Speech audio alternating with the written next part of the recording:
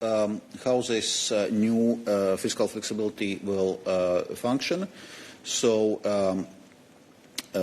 member states will be able to apply for extending the scope of the national escape clause from defence also to energy.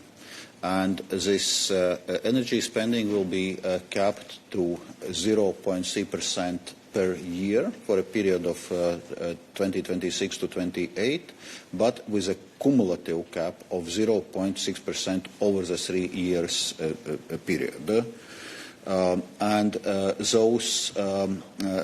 This flexibility will be available concerning measures undertaken as of February 2026, so since the beginning of war in Iran, and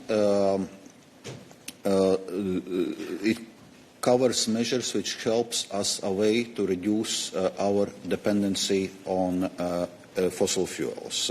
So it may concern, for example, large-scale investment projects in energy grids, in rolling out renewables, but it also may concern subsidies to households and companies if they take measures moving away from fossil fuels.